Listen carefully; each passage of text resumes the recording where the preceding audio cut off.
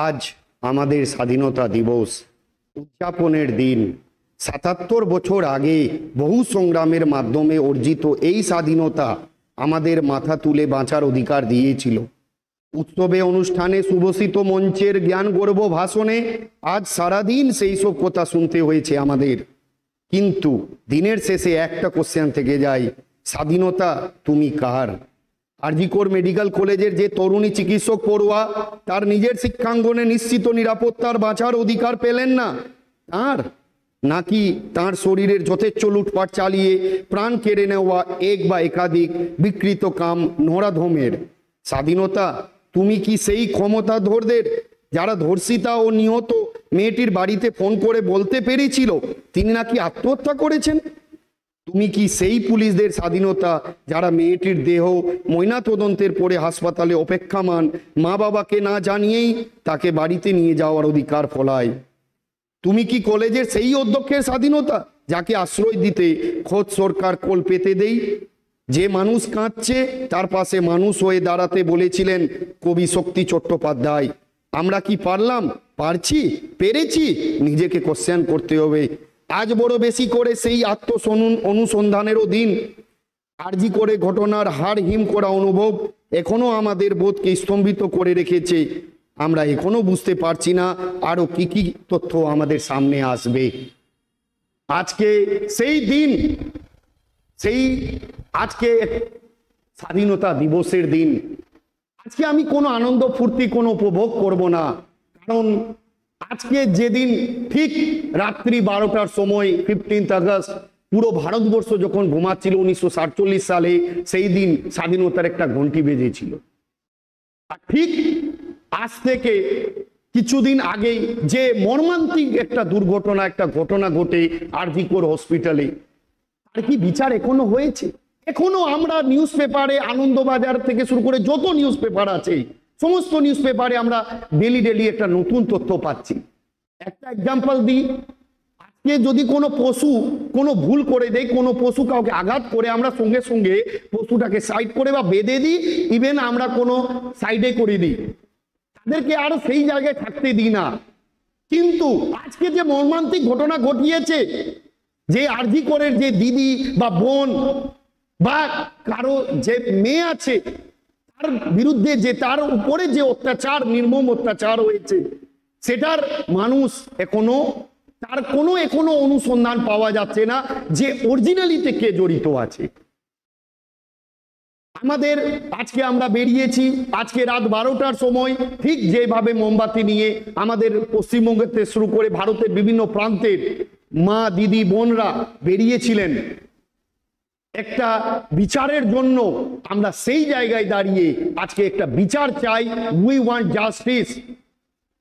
আজকে দেশ স্বাধীনতা দিবসের দিন, আজকে আমরা খুশি আনন্দের দিন আমাদের, কিন্তু এই খুশি আনন্দ একটু উপভোগ করতে আর কিন্তু ইচ্ছা করছে না।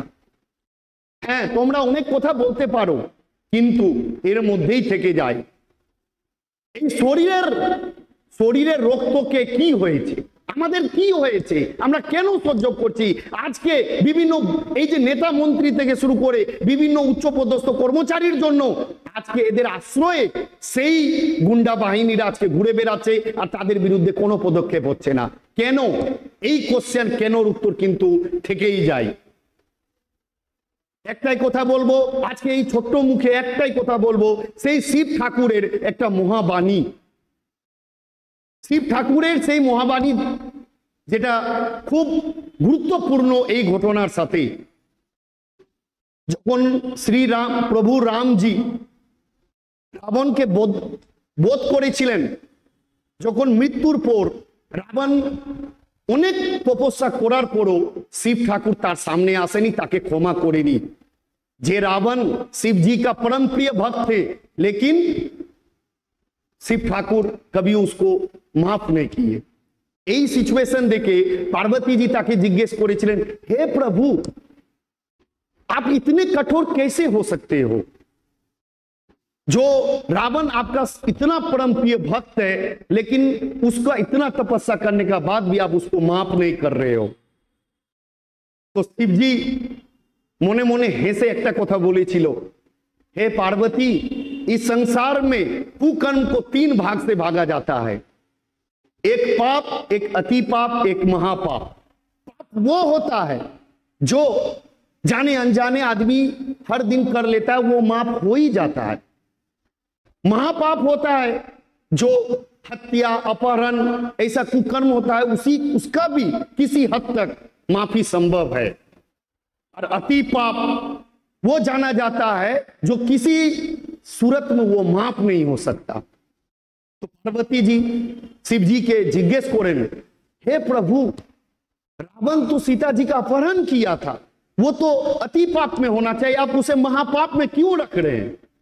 शिव जी हेसे हेसे कथा बोलेছিলেন, जिस पाप का प्रभाव पूरे संसार के प्रभुत्व और पूरे संसार सनातने सदियों तक रहता है, वो महापाप में जाना जाता है। मैं रावण को माफ कर देता अगर वो रावण बनकर सीता का अपहरण किया होता, लेकिन वो ऐसा नहीं किया। वो एक साधु का भेष लेके सीता का अपहरण किया था, जो इस संसार में कभी भी माफ के लायक नहीं है। मैं रावण को माफ कर देता अगर वो रावण बनकर सीता का अपहरण किया होता। वो जो भूल किया है वो पूरे संसार के साधुत्व और सनातनी में सदियों तक प्रभाव रहेगा, जिसके माप कभी नहीं हो सकता। तो आज के আমরা কেন দাঁড়িয়ে সেই লোকের মাপের ওয়েট করব? যে একটা সিভিক ভলেন্টিয়ার, যে একটা পুলিশের নাম করে একটা 14 বেশে বড় বড় মাথার আশ্রয়ে আজকে এত বড় অন্যায় করে বেরিয়ে গেল, তার সূত্র ধরে আমরা অনেক দূর পর্যন্ত পৌঁছাবো। যেটা সিবিআই তদন্ত কত কাল থেকে শুরু হয়েছে, কিন্তু প্রতিদিন আমরা নতুন নতুন জিনিস দেখতে পাচ্ছি। আমাদের মহান মহাপ্রভু যদি শিব ঠাকুর রাবণকে যদি ক্ষমা করতে না পারে, তাহলে আমরা কিভাবে পারবো এই লোককে ক্ষমা করে দিতে? তার আমরা টিল ডেথ তার আমরা চাই শাস্তি, যতক্ষণ না তার শাস্তি হয়, ফাঁসি হয়, ততক্ষণ না আমরা রাজি মানব।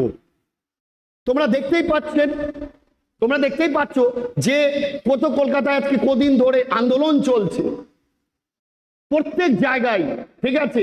কালকে রাত্রের ঘটনা, পুরো ভারতবর্ষের থেকে, পুরো পশ্চিমবঙ্গ থেকে শুরু করে ভারতবর্ষের বিভিন্ন জায়গায় জনতা জেগেছে, মা বোনরা দিদিরা বাইরে এসছে ঘর থেকে, ঠিক আছে।